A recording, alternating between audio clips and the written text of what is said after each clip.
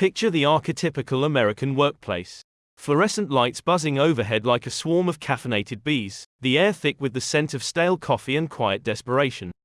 In this habitat of cubicles and conference rooms, a peculiar evolution is taking place. It's not the survival of the fittest, per se, but rather the survival of those who can utter with conviction and follow through those magic words. I've got it. Now, to be clear, I'm not talking about the perfunctory, I've got it, mumbled by the intern who's just been tasked with fetching a non-fat, half-caff, sugar-free vanilla latte with a twist of lemon for the VP of something important. No, I'm discussing a phrase that, when spoken with the right mixture of confidence and competence, can transform an average employee into a corporate MVP faster than you can say, quarterly earnings report. But what does it really mean to, got it?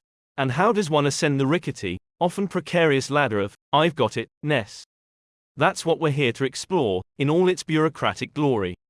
At the base of this ladder, we find the entry-level worker, fresh-faced and eager, armed with a degree costing more than a small house and a sense of optimism that hasn't yet been crushed by the weight of endless meetings about meetings.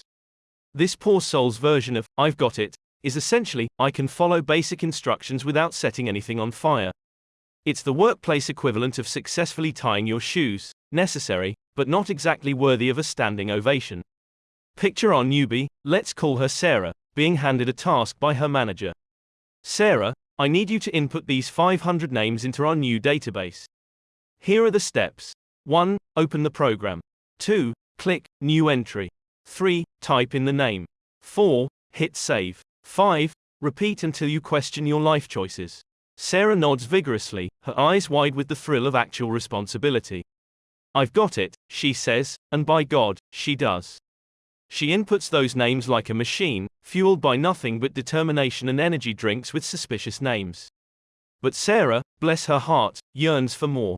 She dreams of the day when she can climb to the next rung of the I've got it ladder. And so, she evolves. The next time her manager approaches with a problem, Sarah doesn't just nod and type. Oh no, she engages.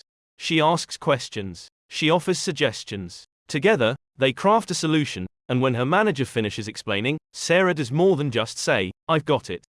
She means it. And thus begins Sarah's ascent. She starts to anticipate problems before they arise. She develops a sixth sense for office crises, swooping in with solutions before her manager even realizes there's an issue. Don't worry, she says, with the confidence of someone who's never had to worry about a 401k.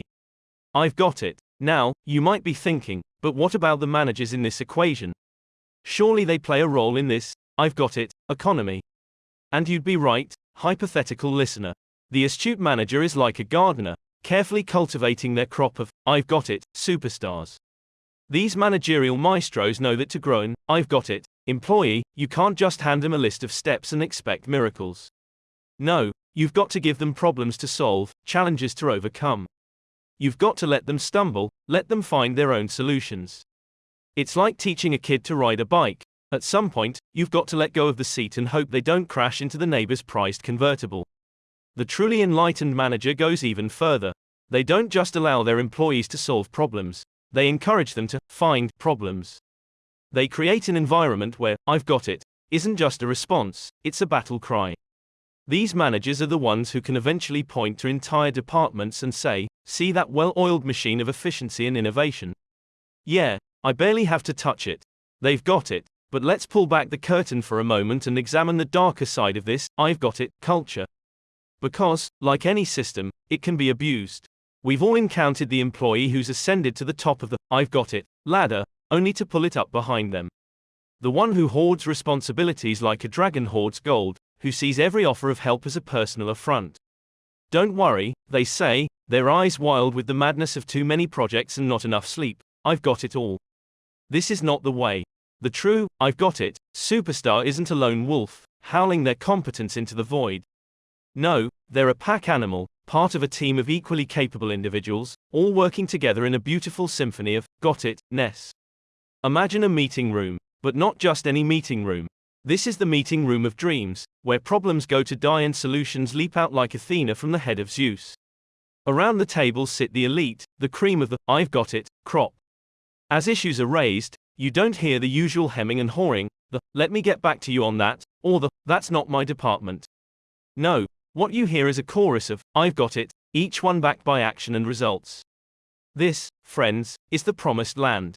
This is what every manager dreams of, what every CEO hopes for when they close their eyes at night, assuming CEOs sleep, which is a whole other discussion.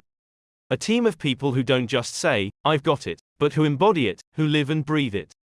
So, how do we get there? How do we create this utopia of competence and follow through? Well, if you're an employee looking to climb the I've got it ladder, the path is clear. Stop asking what to do and start figuring it out. See a problem, handle it, then report back. Better yet, go looking for problems to solve. Be proactive, be competent, be the person who makes your manager's job easier. And if you're a manager, your job is to create the conditions for, I've got it, to thrive. Give your people problems, not step-by-step instructions. Let them solve issues without needing your approval for every little thing. Encourage them to find and fix problems on their own. And when they're ready, give them entire areas to own. I've got it. Philosophy isn't about getting things done. It's about fostering a culture of responsibility, of ownership, of pride in one's work. It's about creating a workplace where people don't just punch a clock, but where they actively seek out ways to contribute, to improve, to excel. So the next time you're faced with a challenge at work, don't shrink from it. Don't pass the buck or make excuses. Instead, take a deep breath, square your shoulders, and say those 3 magic words, I've got it.